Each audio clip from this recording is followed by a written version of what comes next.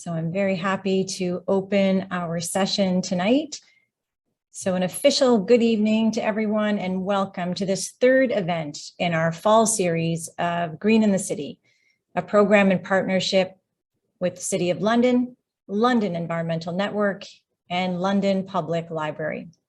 My name is Joanna Kerr. I'm a librarian with the Public Library, speaking to you from our beautiful downtown location in London. We would like to start this evening by acknowledging that we are speaking to you from the traditional lands of the Anishinaabe, Haudenosaunee, Huron-Wendat, Lenape-Wook, Attawandaron peoples. The First Nation communities in this region include Chippewas of the Thames First Nation, Oneida Nation of the Thames, and Munsee Delaware Nation. This land continues to be home to diverse Indigenous peoples whom we recognize as contemporary stewards of the land. We acknowledge historical and ongoing injustices that Indigenous peoples endure in Canada, and we are grateful for the opportunity to live and to gather here. May we all recognize our own responsibility in the stewardship of this land. This week is Treaty Recognition Week in Ontario, which honors the importance of treaties and the significance of treaty rights, treaty relationships, and their relevance today. London, Ontario is connected to the Dish with One Spoon wampum and the two-row wampum. The Crown treaties in this territory are known as the Upper Canada Land Surrenders under the broader classification of historic treaties. These treaties continue to be living treaties. There is a Living Library event taking place on November 5th, so this Friday, called Read, Right, and True, an Indigenous Worldview. The link to register for this free event will be posted in the chat, and that's going to be a link to Eventbrite for registration. We invite you to also read the Truth and Reconciliation calls to action and to reflect on acts of allyship, excuse me, with and actions to support Indigenous communities. The links to these calls to action are also being shared in the chat. Acts to raise awareness and take action could also include reading books by Indigenous authors or connecting with local Indigenous serving organizations. Thank you for reflecting on these acknowledgements and invitations to personal action. And now I'll turn things over to Deepika. Thanks, Joanna. So thank you so much. Hello, my name is Deepika and I am from the London Environmental Network. And we also have Kevin and Tina behind the scenes helping out if you guys wanted to give a wave. We're going to get started. So here's the agenda for the evening. Our first presenter will be Jeff Pastorius from On the Move Organics, the Root Cellar, London Brewing Co-op, and LOLA Bees. Then we will hear from Jim Graham and Rick Vandersloot at Try Recycling Inc. After that, we'll hear from Bangishimo Johnston, Indigenous photographer, co-founder of Land Back Camp, and community organizer of Idle No More. And finally, we'll hear from Lorraine Couto-Carriere, fashion design professor and Unbound creative director at Fanshawe College. So after all speakers have presented, we will wrap up the evening with a question and answer period. So before we begin, I wanted to mention that we are running a contest this year during the duration of Green in the City. So to enter, all you need to do is choose an environmental action and post a photo or video of you doing the action on social media with the hashtag #WhatMakesAGreenCity. And you have a chance to win one of 15 amazing prizes at the end of the series. Some of these prizes include composters, downtown dollars, which are accepted by over 50 businesses in downtown London, a gift certificate to Hemans, and many other prizes as well. So the deadline to enter is November 26th, and you can find all details on our website. So I just want to remind everyone on Zoom etiquette. So please submit your questions in the Q&A box below at the bottom, and specify which speaker you're directing it to, and they will be asked during the Q&A session at the end. And also, please be respectful at all times, especially when using the Q&A box and the chat. Please keep it a fun and welcoming, inclusive environment for everyone. So I'm just going to stop sharing my screen and I'm going to introduce our first speaker for the night, Jeff Pastorius. So Jeff has worked for over 13 years to rebuild a resilient local sustainable food system in London, based on regenerative agriculture and meaningful relationships. In 2008, he founded On the Move Organics, and in 2012, he co-founded the Root Cellar organic restaurant. He's also one of the founding members of both London Brewing, which recently gained its organic certification, so congratulations for that, and LOLA Bees. So both organizations focus on organic and natural practices and support of local food systems. So now I'll hand it over to Jeff. Thank you. That was really nice. Thank you for the intro. I'm just going to share my screen.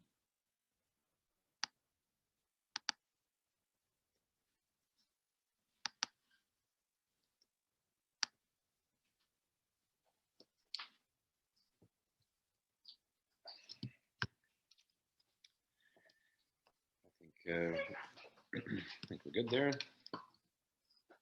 My name is Jeff Pastorius. I'm here representing our local food collective, On the Move Organics, the Root Cellar Organic Restaurant, London Brewing, and LOLA Bees. I represent a collective of closely related sustainable food organizations in London's Oldies Village. Each organization is focused on a facet of rebuilding our local organic food system. Here's a quick intro to each organization for those who may be unfamiliar with what we've been up to. On the Move Organics, established in 2008. At On the Move Organics, we focus on local and sustainable food procurement and distribution through nourishing, meaningful relationships with small-scale farmers and artisanal food producers. On the Move is really the heart of our collective and incubated the other organizations. I founded On the Move Organics on a shoestring budget in 2008 in the spare bedroom of my apartment after graduating from Huron University.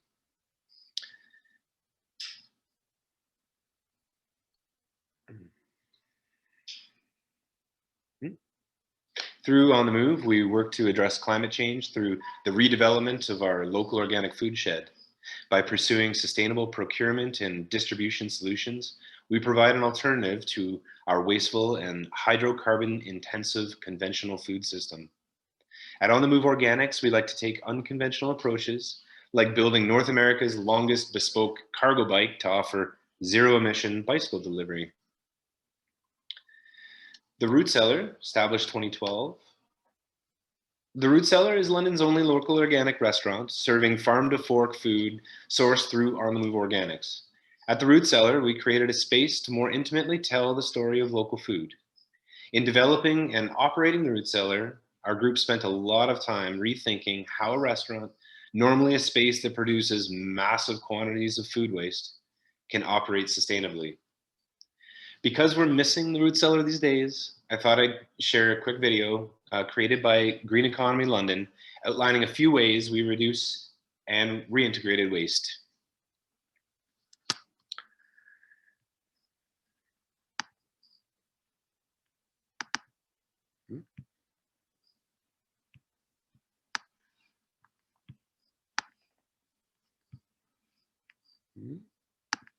Hi, I'm Ellie. I'm from the Root Cellar. The Root Cellar is a farm-to-fork restaurant in the Oldies Village in London. We can't see the video. I think it's on a different tab. All right.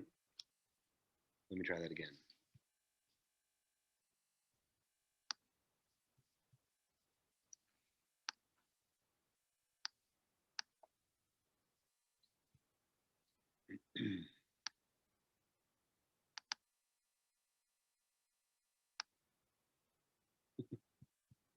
My apologies.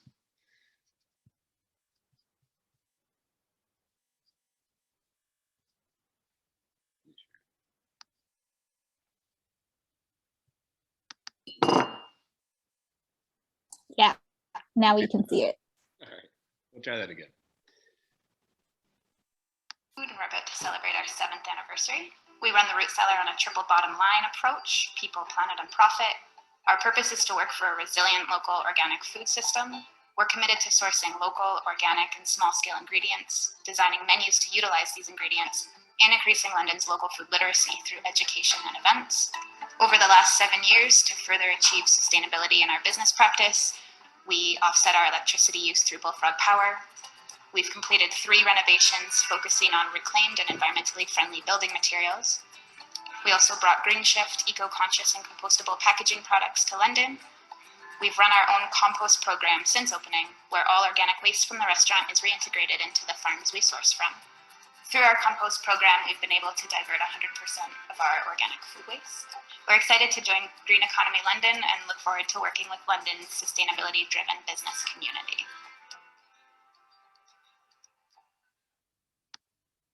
Hi.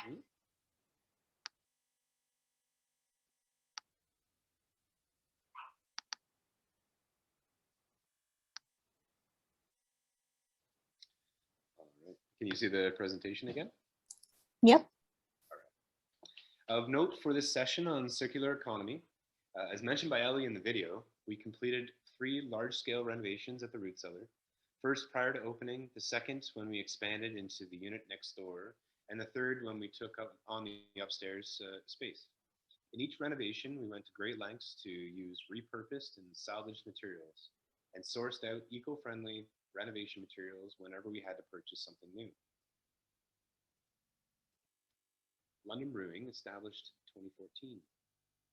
At London Brewing, we rethink beer as an agricultural product, focusing on local and organic ingredients. In 2018, London Brewing achieved a very rare organic certification. London Brewing was just awarded Worker Co-op Best Practices Award by the Canadian Worker Cooperative Federation for their practices around the use of organic and local ingredients. LOLA Bees, established 2019. LOLA Bees is a natural urban beekeeping nonprofit where we practice natural beekeeping, offer community workshops and educational opportunities, and approach beekeeping as an act of environmental stewardship.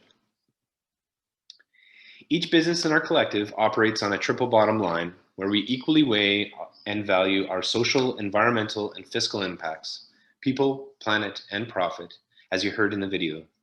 When making a business decision, we ask ourselves, does this align with our social justice values? Does this align with our ecological values? And will this decision allow us to not go broke so we can continue operating? Through the lens of the triple bottom line, the focus on ecological sustainability leads us directly to the circular economy, where we are obligated to consider, manage, and mitigate waste streams. Considering our business collective are all food system operators, the major waste stream we're confronted with is food waste. Food waste is a huge subject, so I'll just share 3 quick facts that paint a pretty staggering picture of what we're facing with food waste.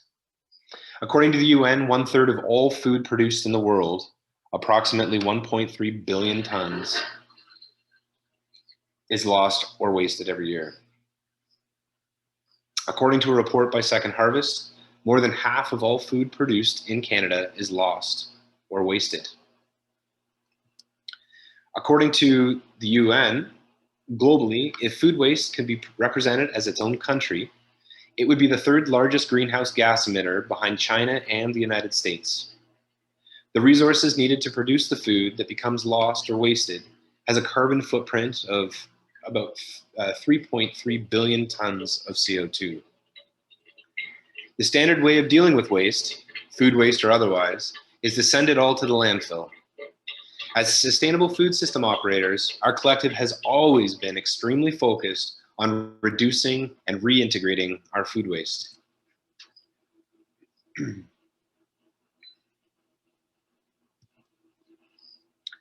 So how do we close the loop on our food waste?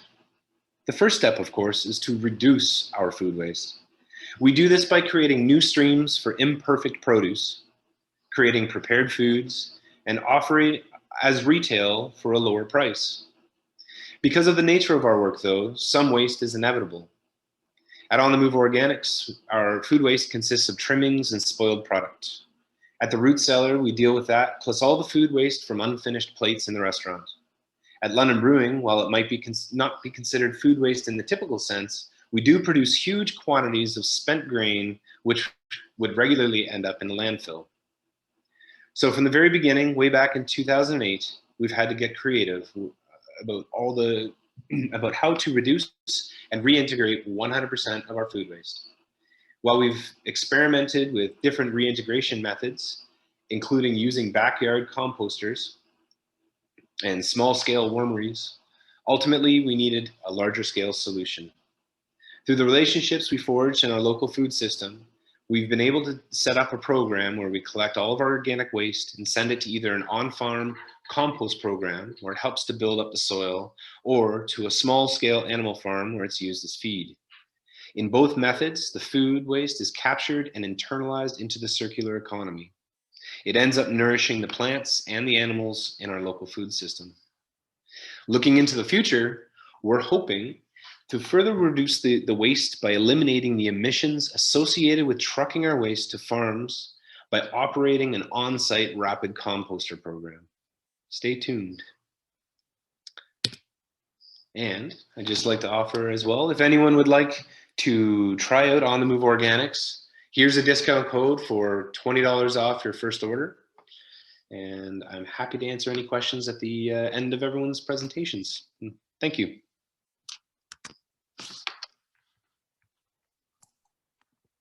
Thank you so much, Jeff. Really great presentation. You've done so much regarding London's progress and sustainability initiatives, and with all the green businesses that you're running, it's just amazing. So thank you so much for all your work and taking the time to present tonight. If you have any questions for Jeff, be sure to submit them in the Q&A box below, and they will be asked during the Q&A session at the end. So with that, I will introduce our next speakers for the night, Jim Graham and Rick Bandus from Try Recycling Inc. So Jim is the CEO and owner of Try Recycling. And under his guidance and leadership, it has become the largest recycler of construction and demolition materials in Ontario, and as well as the largest composter of leaf and yard waste materials in Southwest Ontario. Jim has substantial governance and board leadership experience, including his current roles as board member and past chair of the Ontario Waste Management Association Board. Rick grew up in Blenheim, Ontario as a heavy equipment operator from a very young age. In the winter of 1990, he started his career at Try Recycling, and he was the first outdoor person they hired and has been there ever since, and currently holds the role of business development at Try Recycling. When he's not at work, Rick has a passion for fishing, spending time with his family, and in his backyard sanctuary. So with that, I will pass it off to Jim and Rick. Hey, thank you and good evening. We're really excited to be talking about Try Recycling, and the circular economy is our business model. And we're celebrating 30 years. So I got to set my clock here because I know Rick and I could talk about what we do and the exciting opportunities ahead in our industry for well over 10 minutes. We don't have any slides because Rick and I we're much better at recycling than we are with technology, but we do extend an invite to the London Environmental Network to organize a tour of our facilities when COVID's at our back, and we'd be very excited to show you in real life what we do. So our two core lines of business are recycling, construction and demolition waste, as well as leaf and yard waste composting. We also provide municipal services throughout Southwestern Ontario, including staffing and overseeing the City of London's Enviro depots. It's been an exciting business because nobody's really written the book on how to do it yet. Over 30 years, we now have 3 sites here in London. And as mentioned, we are the largest recycler of construction and demolition material in Ontario. Recycling of construction and demolition material is not a regulation. Unlike things that go into the blue box, it's the Wild West. If we're 10 cents more to recycle something than a landfill, it typically ends up in the landfill, unfortunately. That being said, we recycle between 130,000 tons and 2,000 pounds to the tons to 160,000 tons of construction demolition waste a year. And well over 80% of that is recovered and turned into a new resource. Over the course of 30 years, we estimate we've kept out of local landfills between 4 and 4.4 million tons of material that we've repurposed into a resource. And again, most of Ontario, that is all going to landfills somewhere. So it's been a very R&D driven business. And I'm not talking about lab coats. I'm talking about common sense replacement of virgin materials, sands and gravels, and helping with agriculture. Now, before I go any further, I'm talking about construction demolition, and I'm going to let Rick talk about our composting, what we do in the composting world, because it's been exciting too. Again, a lot of people figure that large scale composting has been around a long time. Like C&D, it's something that's more like craft brewing, and the book is still being written on how to do it every day that nature throws another curve to us. Now, we recycle things bigger than the blue box, and that's our challenge, is to help folks who are very good at taking things to the curb in their blue box think about taking the stuff that's bigger than the blue box to try recycling. Thinking about the social responsibility, or not a social responsibility, the environmental benefits, let's say, of making sure their roof shingles get recycled versus sent to the landfill. Because the average house in London, when they reshingle the roof, it's the equivalent to going to the curb over 600 times with a household blue box. So when we're talking about environmental benefits, making those decisions with your contractor, making those decisions when you're renovating, and even when you're buying a new house or doing a commercial build, there's ways you can mitigate your footprint in doing so, and bringing the materials to Tri is one of those. So how do we do it?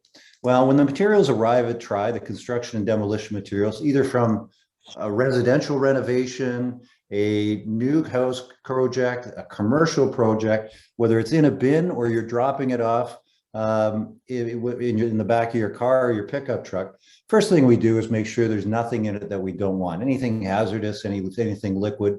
We try and encourage you to separate the material at site, or as you're arriving, wood in one area, drywall in another, or separate loads. Typically in large scale commercial construction projects, it all comes in one bin.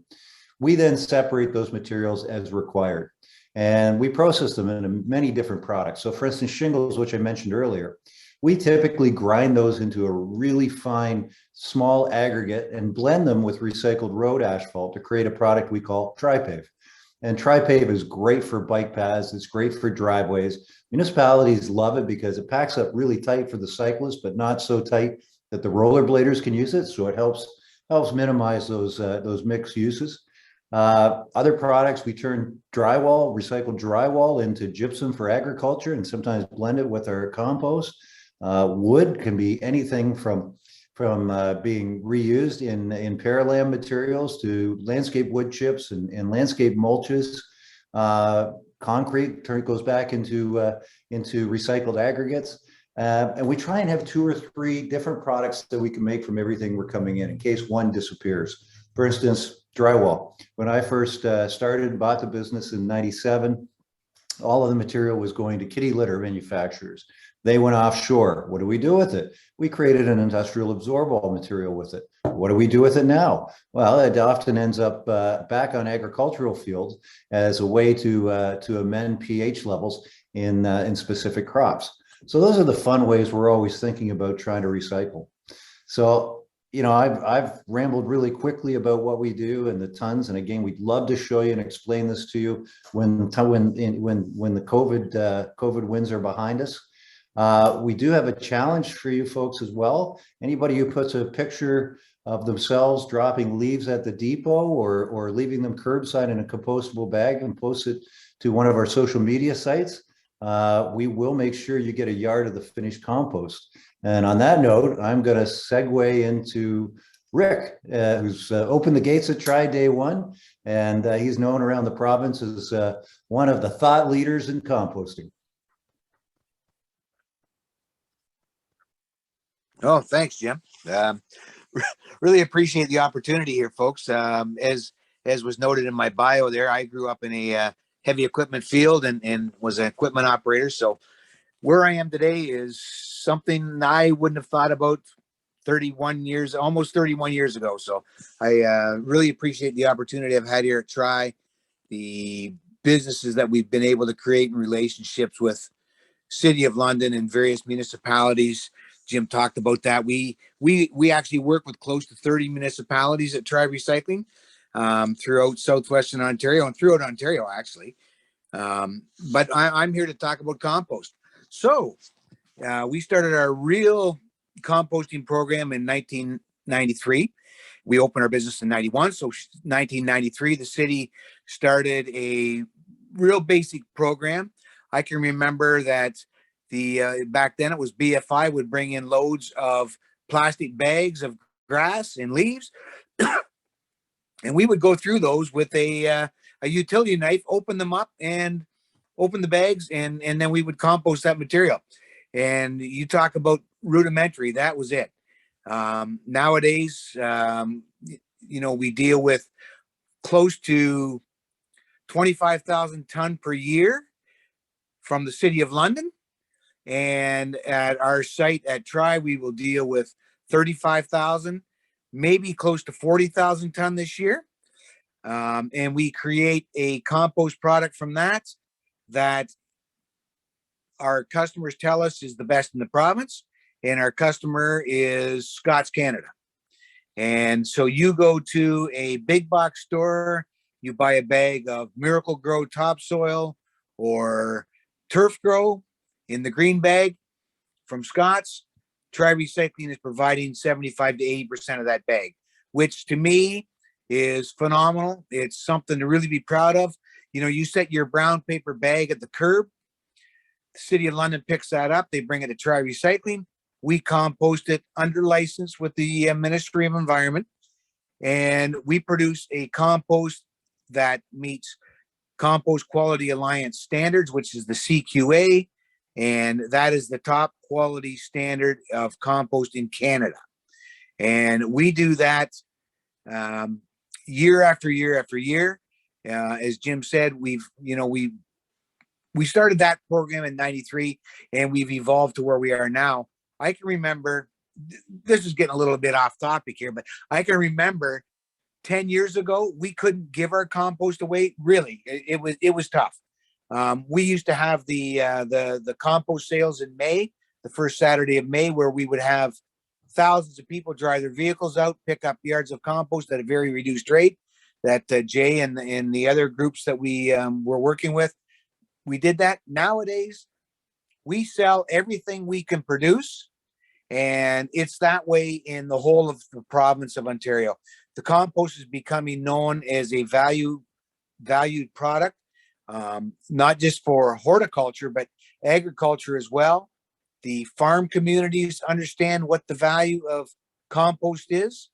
And, going forward, we're going to be expanding our operation at Tri to get ready for the green bin program. So we're working towards that now. So just like Jeff before us, we've got some exciting news coming down the pipe where we're going to be running a green bin organics program at Tri Recycling. And that should happen, within the next 6 months. We'll be able to announce some news there. But the fact is that everything that Tri deals with before we started this business in 1991 all went to landfill. Nowadays, as Jim said, we've got 150,000 ton per year that we're diverting from landfill, and we're creating value added products, which I think is phenomenal in itself. The business employs close to 60 people. I think that's a very important note to be stated as well. And that's just where it is. And I want to reiterate as well what Jim said. Send your pictures in, get your free compost, and let's keep this green train going. Thanks so much. Thank you so much, Jim and Rick. It's just great to hear more about Try Recycling and what you guys do, and you provide Londoners a way to dispose their household materials, demolition materials in a way that's better for the environment. So thank you so much. It's great to see that there are also quite a few locations in London as well that people can go to. So take advantage of that. If you have any questions for Rick and Jim, please submit them in the Q&A box below, and they will be asked during the Q&A session at the end. So on that note, I'm going to introduce our third speaker for the night, Bangishimo. So Bangishimo is an Indigenous queer originally from Couchiching First Nations located on Treaty 3 territory. They are an award-winning photographer and world traveler, and they recently won the Writing in the Margins photography category for Briar Patch magazine and received a full feature thread. Bangishimo is also a community organizer for Idle No More and also one of the co-founders of Land Back Camp. And with that, I welcome Bangishimo to start their presentation. Miigwech, thank you so much. I am just gonna share my screen and hope I'm doing this right. And let me know if you can see it okay.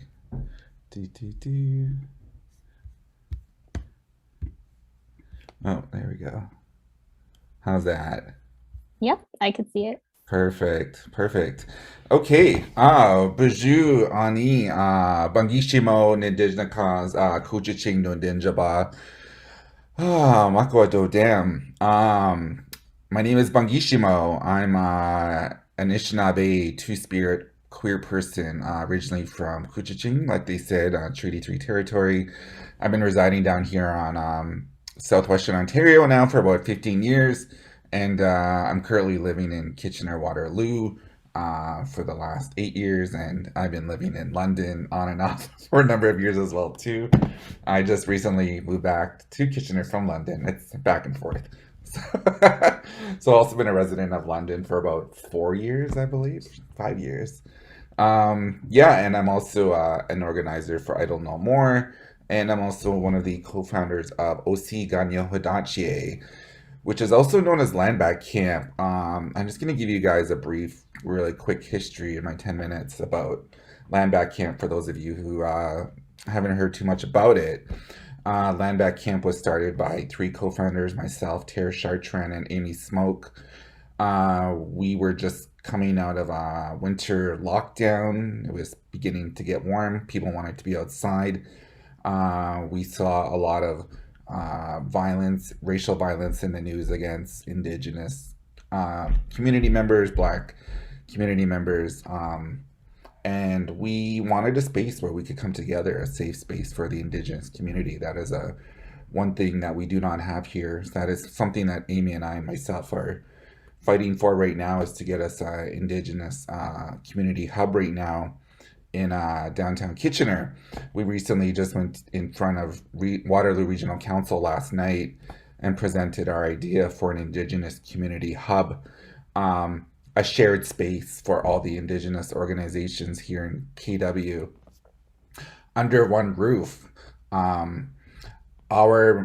message with the camp, we came forward with four demands of the city. But also with the space that we created was about sharing the resources that we had. This is a teepee that we set up in the middle of Victoria Park, the largest park in Kitchener.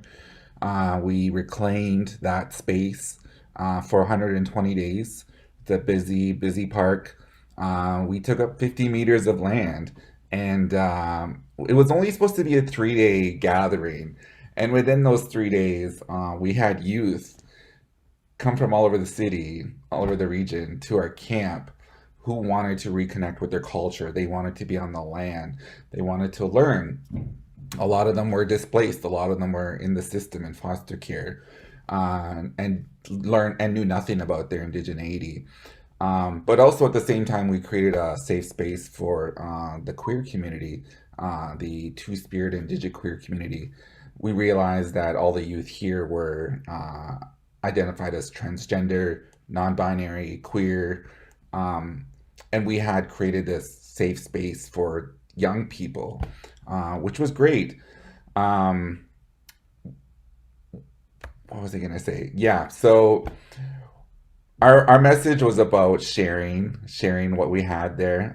We did the best that we could actually to use very little resources as we could, or dispose of as we could. Some of the things that we did was we actually built a community garden in Victoria Park. We also recently just closed up camp again. This was our third time around. This summer, we set up camp in Laurel Creek Conservation Area. And we also had another community garden out there as well, too. This was our second community garden. Some of the things that we did was we repurposed wood pallets given to us by community members and created raised garden beds, which was really cool. Many of the items that we had at the camp for the camp to sustain itself were donations, were things that people shared with us, and we were actually able to share those items back with other community members, which was really great. We turned buckets into rain barrels. We utilized tarps as rain catchers, water catchers, out on the land, which is really cool. We also utilized those same tarps for shelters, being out on the land as well. One cool thing that we did was we actually, when you're out in the middle of the bush with a lot of food, you're gonna attract a lot of critters out there. So one thing we learned to do was we utilized people donated dog kennels to us, and we learned to use them as food storage containers, which was a really cool idea that somebody came up with. And for this summer, we actually had our food locked up in these dog kennels at night, and it was a really great idea. We didn't have any critters getting into our food at all. So with the items that were constantly donated, we had a huge support going on within the camp. We constantly had people bringing us food. We also had food from the gardens, but we learned to build this sharing relationship with other grassroots groups within the region, within the territory. The food that we grew actually in the garden was actually given to local community members in the neighborhood.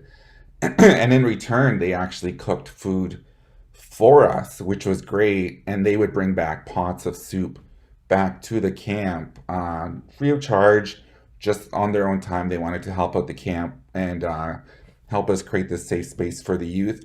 And in return, we were able to share those meals with unsheltered members from the community who visited our camp frequently, where we would share our food with them. So we had a lot of donations, excuse me, during that time. We had a lot of access resources, and we didn't want those to go to waste or to end up in the garbage. We ended up donating a lot of those items to other movements, such as 1492 Land Back Lane, taking place that you would have seen in the news on Six Nations. We made a number of trips up there throughout the year, donating extra water containers, tarps, anything that we weren't using. We made the effort to actually donate it to other groups and share what we had. A Better Tent City, which you may have heard of happening right here in KW. We've learned to share our items with them. There's a Kitchener Waterloo Community Fridge, which recently went up this past year. It's a fridge in downtown Kitchener where people struggling, unsheltered folks can go there and actually access food on their own time, and actually take what they need from the fridge, and then people can actually go there and drop off food. So we learned to utilize that as well too. So a lot of the food that came from our gardens actually went to that fridge as well. So yeah, so that's a long story in like within a 10-minute time span. So yeah, it's been great that we've learned to we're grateful for the donations that we've received. This is our third time doing the camp within the last 2 years, but everything that has been given to us, we've been able to give back to the community and then in return, those items are given back to us. So it's been great to see we repurposed food containers, which has gone back to community members. Yeah, the list goes on and on. But really, it was about, in the end, it was really about creating space for the Indigenous youth to have a space for them to reconnect on the land, to be on the land, to reconnect with their culture, which has been the whole message of the camp. But then at the same time, creating this community of sharing and caring and supporting one another. So I think that sums it up in a short 10 minutes. I could really easily talk for an hour about the camp, but that's just one little thing of a bigger picture of what we've done with our space. So, Miigwech for having me. Thank you so much. Thank you so much for presenting tonight, talking about your work, the importance of reclaiming Indigenous identity, talking about a land back camp, and the phenomenal movements in connecting and educating Indigenous people. Shows the importance in coming together and being stronger together in ways that you've supported a circular economy. So thank you so much for being here tonight and presenting. If you have any questions for Bangishimo, be sure to submit them in the Q&A box below, and they will be asked at the end during the Q&A session. So yeah, thank you so much. We're now going to move on to our final speaker for the night, Lauren Couto-Carriere. So Lauren has over 20 years of experience working in education, theater, and film as an award-winning designer, researcher, director, and producer. Her most recent fashion film, Rosetta EXE, is to be screened at the Canadian International Fashion Film Festival in 2021 and La Jolla Fashion Film Festival in 2022. Her work in sustainable fashion design and fashion film has always been informed by a passionate belief that collaboration between creative industries and communities can be an innovative driving force for social awareness and change. And with that, I'll invite Lauren to start her presentation. Thank you so much. I will switch over screen here, and I'll just have you confirm that you can see it. Yep. Perfect. And first of all, I want to say thank you so much for the invitation. I'm so grateful for the opportunity to share what we at Fanshawe do in this fashion design program. I am just one member of an incredible team who is just as passionate about social and eco messaging as I am. So this is the crew of us here on our at our Unbound event that used to be very much a New York style runway that we would host at different locations around town to celebrate the capstone collections that the students create, which is what we've branded as Unbound. A little bit about the program then. We are a 3-year advanced diploma program, and really at the heart of that program is a focus on ethical and sustainable fashion and human-centered design. So I'm going to unpack that a little bit for you and share some examples. We are fashion after all, so we want to share exactly what we do. And so there is just a few images from some of the designer collections from this past Unbound 21. This is one of our grads, Storm, her collection. And so what does sustainability mean in terms of the sustainable practices that the students are learning over their course of study in the program? It means a number of things, from the design to the production to the marketing to the end of life cycle. We approach it in a really sort of circular fashion to make sure that what is being designed is then being produced in a really ethical and sustainable way, and that the students are really thinking and taking on the responsibility of what's happening with their collections at the end of life cycle. So for each of the collections that you will see here, the students have really taken great depth and research in each of those areas and thoughtfully designed and produced and marketed accordingly. We really do aim to educate our students on how to apply that life cycle thinking to both the design end of things as well as the production end of things. And so we walk them through those sustainability techniques as they concept the collections. Some different strategies involve how they're sourcing materials. So taking into consideration whether they're using dead stock, so fabrications that are sitting in warehouses and avoiding them from moving into landfill, to perhaps thrifting and upcycling fabrics that are in garments that are no longer being used, to really researching different eco-brand textilers and bringing those fabrics into collection. That would be the fabric sourcing end of things. In a design capacity, the students also think about how the garments are being worn. And so as we go through the design process and they work in sketchbooks, we really think about the connection to the garment. Certainly, I think for those of you sitting in Zoom with us, you can think about the things that you hold on to the longest tend to be ones with which you have sentimental value. You have a connection or a feeling to them. They give you a sense of well-being. And so we really have the students think about their customers and how they can connect to them with that sense of empathy. Also thinking about low impact materials, as I mentioned before, and also what we call mono materials. When you're working with singular materials, when you're not blending fibers, it makes it a lot easier for them to be recycled. On the production side of things, the students work in advanced pattern making on skills to reduce the actual waste of the fabrics that they're using. They learn a technique called zero waste pattern cutting, which is exactly as it sounds.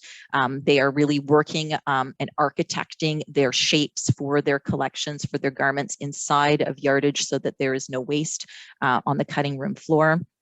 They take into consideration the durability of the garment, so construction techniques that are going to ensure that there are quality garments that won't, over a very short period of time, end up with rips or tears, or wear that then means that it's mending and it's no longer of use to the wearer. So they really implement those construction skills in their sample room, being really efficient with the sources of materials that they're using, and also thinking about where they're coming from. So a discussion really around ethical and fair trade production.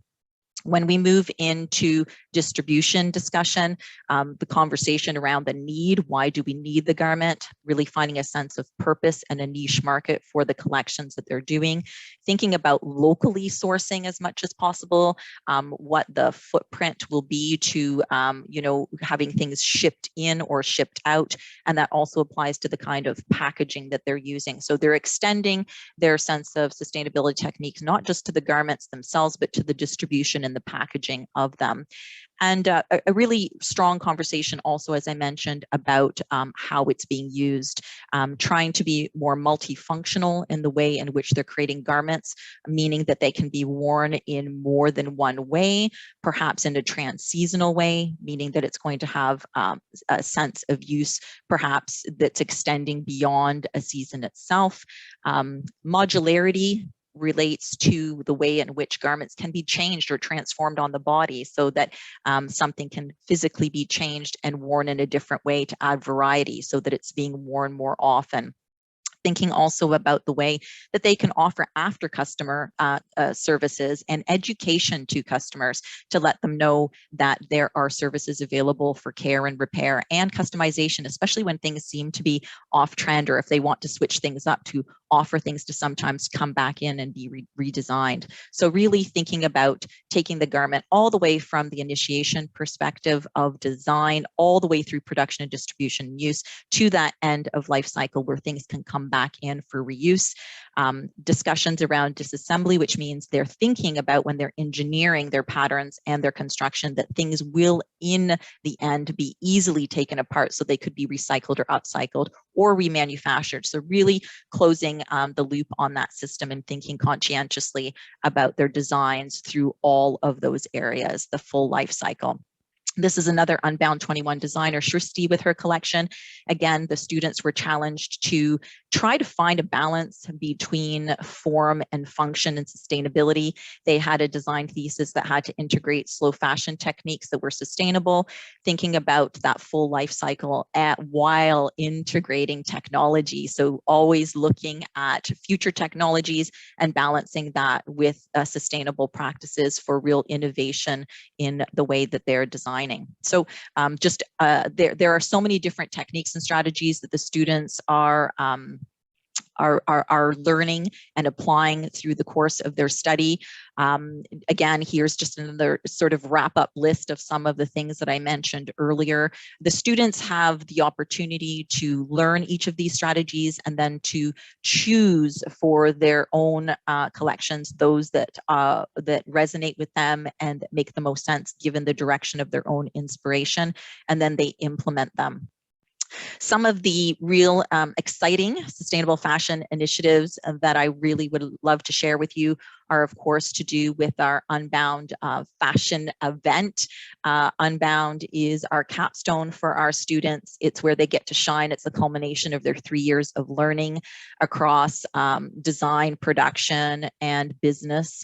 And so they bring that together. We celebrate that in a really multifaceted way.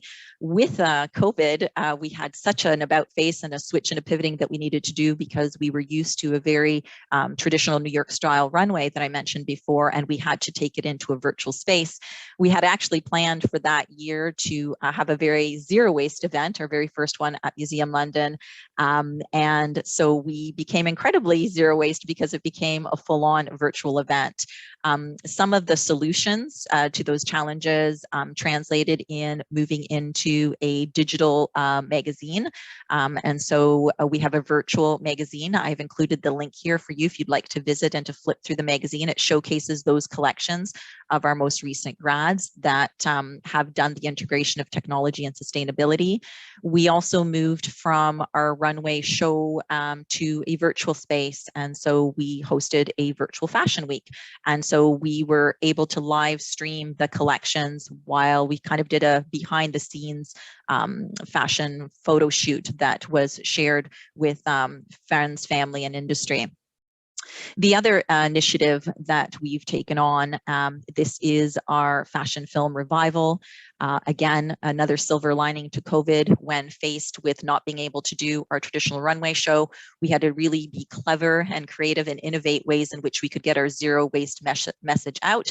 And so with collaboration with our video effects editing program and our designers, there was great resiliency, and we pulled together a bit of a documentary illustration digital piece that we then submitted to the Canadian International Fashion Film Festival on just a whim, hoping that we would get some traction and some exposure and share our message about how important it was to be sustainable with the future of fashion. And we were so lucky to be nominated in 3 core categories, taking home Best Student Fashion Film. So again, I've included a link here for you to watch. It's about 15 minutes long.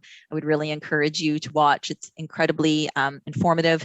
And we're super proud of the work of those students who really took great resiliency and focused on the completion of those collections and some really difficult and isolating times. And stay tuned for Unbound 22. We are going to be hosting another social and eco message film, which will be 1 plus people plus planet. So that is in the works. Unbound 2021, we just wrapped. That was also submitted to actually over 10 fashion festivals. The most recent screening was at the Canadian International Film Festival just last week. Over 500 films were submitted from all over the world. And again, we were just so honored and thrilled to be selected. Fanshawe College's fashion design program, again, with our recent Rosetta.exe, what was really a commentary on AI, technology, artificial intelligence, isolation, and again, sustainable collections was the focus of that. I've included a little trailer here in our poster for those of you that want to go there. Thanks, Anne. We have about a minute left. Okay, I knew that I was going to go on and on. Okay, let's go.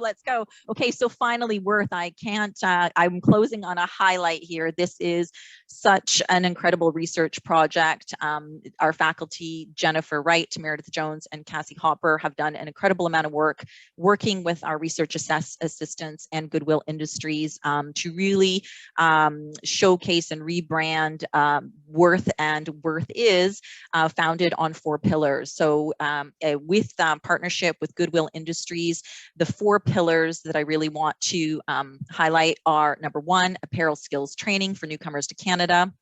The second pillar being the donation stream study, so identifying materials for remanufacturing.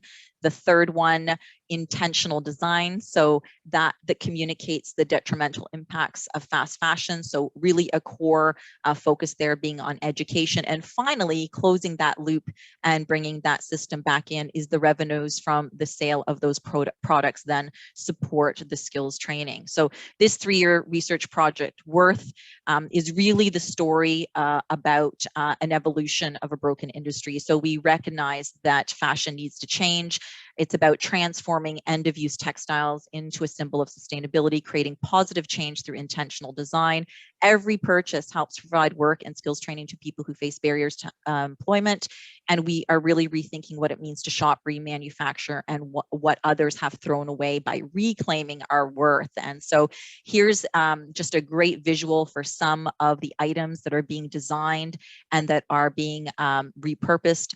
They have given an incredible amount of time and energy to this project, and you can see that in some of the really cool and innovative projects that you can purchase here at Worth.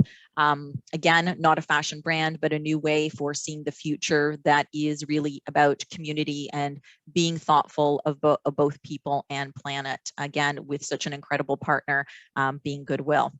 That being said, how can you support sustainable fashion, right? Outside of being a fashion, certainly thrifting, shopping, trading, or donating, being thoughtful about supporting eco brands, thinking yourself about investing in more like trans-seasonal garments, thinking about quality over quantity, thinking about mending and repairing and transforming things that you might have sitting in your closet. A big opportunity, one that is difficult, right? When it's special occasion wear, sometimes that's definitely the time at which we're thinking about only wearing something once. I know I was super guilty of that myself, but there's lots of new online opportunities with things like Rent the Runway, where you can rent things as opposed to purchasing them.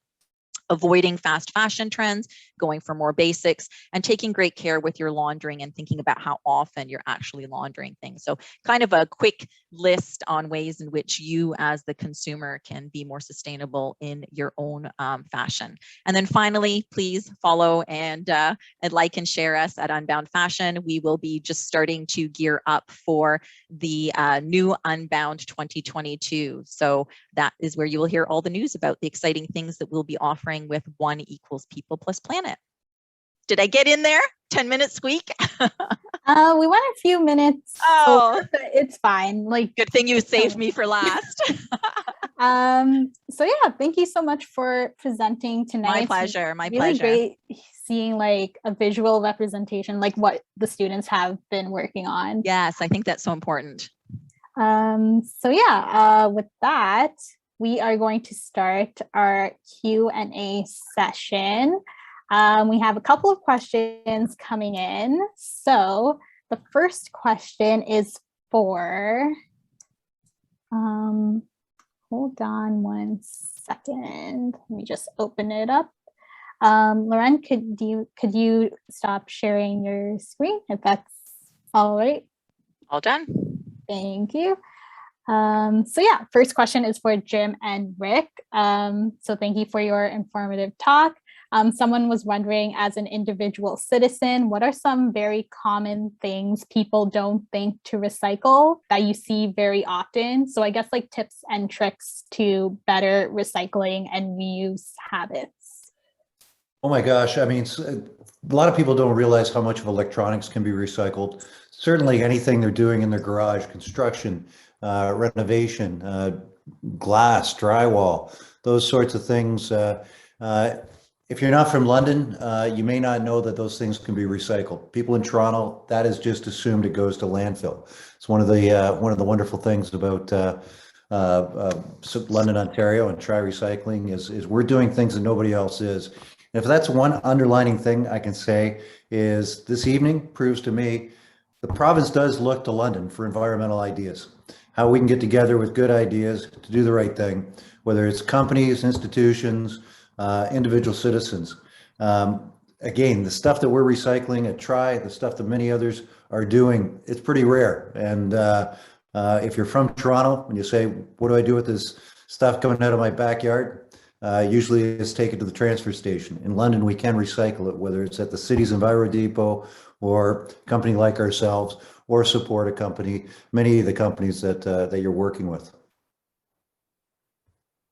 Might I just add there that the city has just started a pilot program to recycle porcelain. So your toilets and your ceramic sinks. So one of the only municipalities in Ontario doing that now. So, and we're doing it with Try. Great. I'll pass it off to Kevin to ask the next question.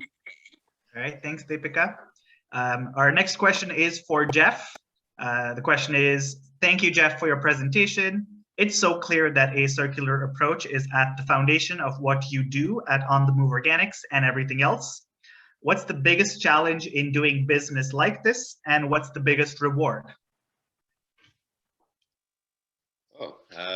Thank you for the question. I think what comes to mind immediately is the work that is necessary, the education and the communications necessary to remind folks or convince folks that spending just a little bit more on your food and where it's coming from makes a tremendous difference in so many different ways. And it really is just a small amount more than buying it from a large international corporation where your money flies off to who knows where. You can make a huge difference. That's probably the biggest challenge.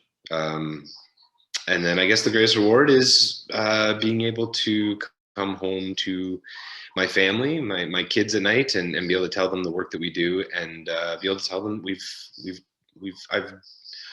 we've done everything we possibly can, and be very proud of that to try to turn this around. Yeah, that would be it. All right, thank you, Jeff. I can personally vouch that I have had food from On the Move Organics, and the quality is top notch. Thank you. Thank you. Okay, so our third question is for Loren. What are some secondhand clothing stores within London that you would recommend checking out for someone trying to avoid fast fashion? Hi. Yeah, so there are a few, certainly stores like Goodwill. They do offer options for the public to come in and to pick through the bins. We actually take our students to Goodwill as part of a learning experience in first year. I think it's really a huge eye-opening experience for them to come into that space and to see just the volume of garments that are in those bins that they that are being packaged together and shipped, and then they really understand the importance of the diversion. In fact, the students go in and they select those garments that speak to them, that then they reuse and repurpose and recycle into a variety of different school projects. So we really encourage that to happen for them. And then in terms of other secondhand stores, there's so many to choose from.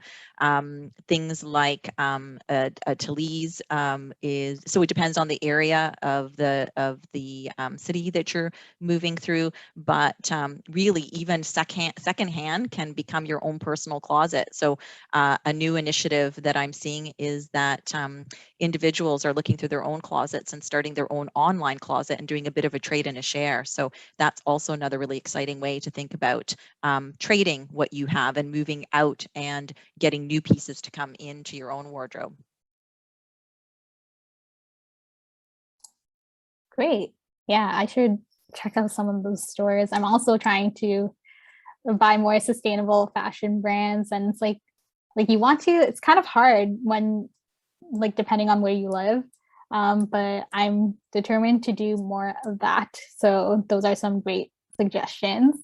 I'm just going to scan through the chat and see if there's any other questions. Well, I actually have a question. So about getting involved, volunteering opportunities or opportunities with your business or organizations. I was just wondering if any of you had any open volunteer opportunities that people can get involved in, or how can they get involved with your work. So I was thinking we could start with Bangishimo, and then, yeah. Thank you. The camp actually has been sustaining itself. I guess this is our second year now, our third time setting up camp, is because of the volunteers, because of the allies that have come out and supported our space every single day. Yeah, if you're living in the KW area, we're always looking for people to support us. There's so many ways. Last year, it was actually really cool just going back to the story of sharing with one another. We actually, the neighborhoods surrounding the park, the houses surrounding the park were actually our biggest supports, volunteering their time every single day to support us. We actually had one person in the neighborhood who came by every single morning at 6 a.m. to collect our compost, which was really great. We ended up having literally a whole street just beside the park that actually took turns. They created their own schedule, all the houses, and actually took turns freezing our ice packs for us to keep our food cold, which was really cool. And they took turns doing that, and they got their kids involved as well too.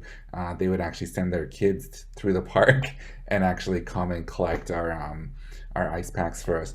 And another neighbor next door to the park, she actually came by every morning on her bike and collected our battery packs, our phone chargers, and actually came back in the evening with all our charged battery packs.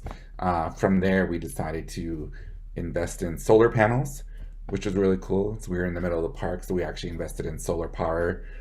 So we had that as well too, because a number of our campers were actually students, including myself. I was going to Fanshawe at the time last year, and we needed solar power so we can actually study out there.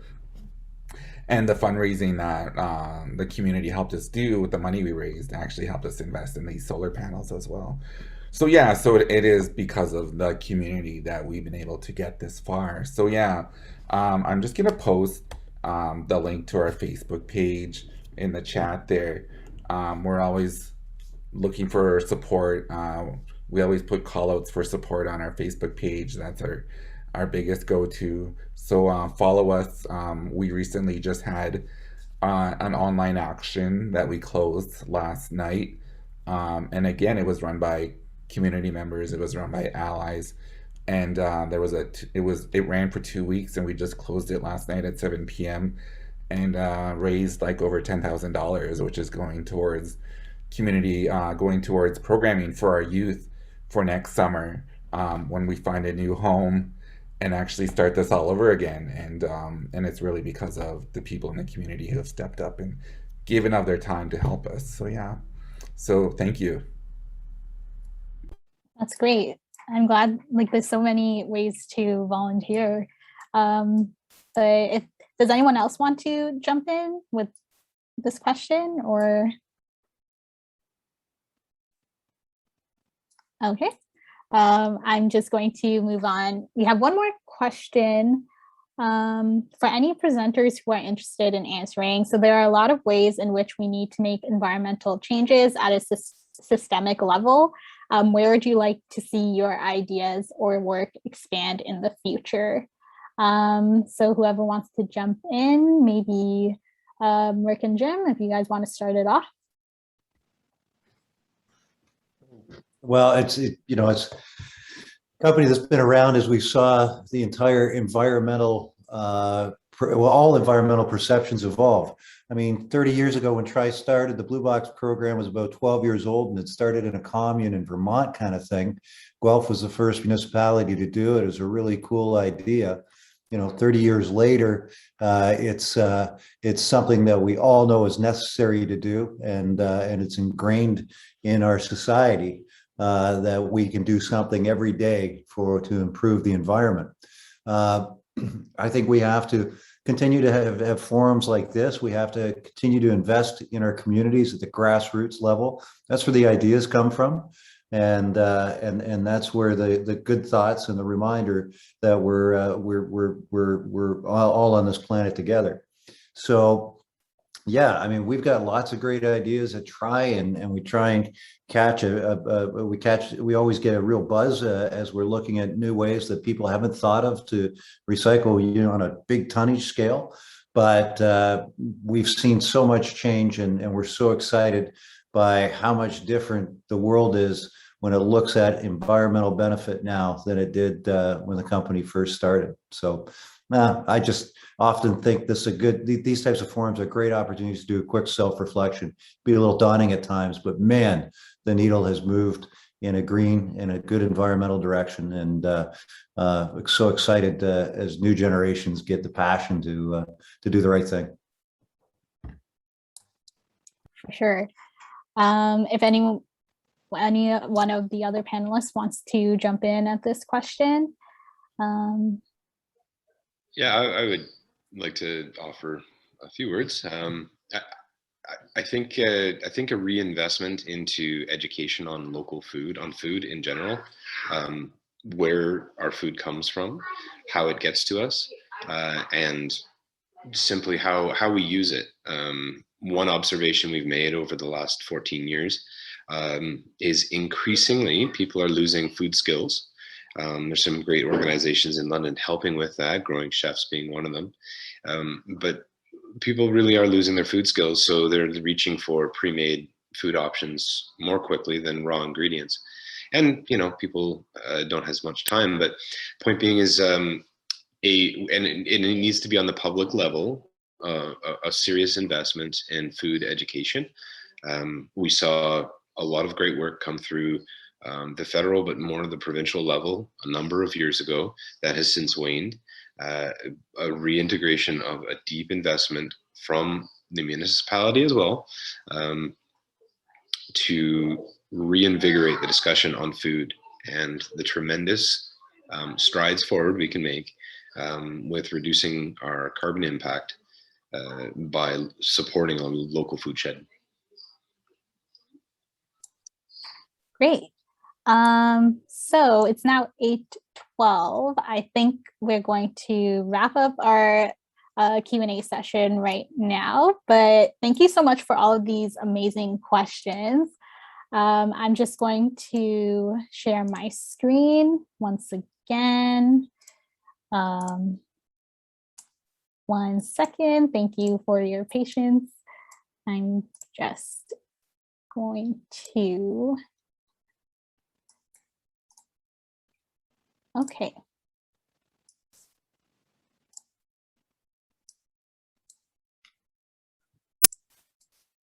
Okay, so this is just a reminder to enter our Green in the City contest by November 26th for a chance to win an awesome prize.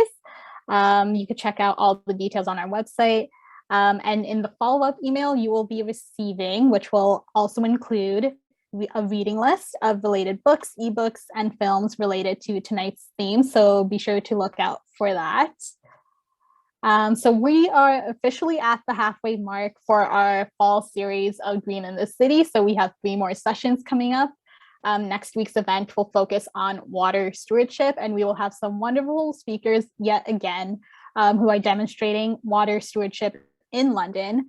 You can register for our upcoming sessions on our website at the link, which we will put in the chat as well. And we also have a follow-up form for the series at this link as well, which we will put in the chat because it's a very long link. This will be very useful for knowing how we can improve these events going forward and it only takes a couple of minutes to do. So if you have the chance, I highly encourage you to complete it. And if you would like to stay up to date with us on upcoming events like this one, volunteer opportunities, and more, be sure to sign up for our e-newsletter through our website. And once again, we're super grateful to be collaborating with the London Public Library and City of London in organizing these Green in the City sessions. And finally, I just want to say thank you so much to all of our amazing panelists for tonight. Really great to hear diverse perspectives on topics like circular economy. As we know, like having different perspectives is the main key thing in implementing effective environmental change. So thank you all for coming tonight. Thank you to our sponsors. And thank you to all of you for coming out to learn more about some ways you can get involved in environmental action. So I hope everyone enjoyed tonight's session and that you all have a good night. Thank you so much.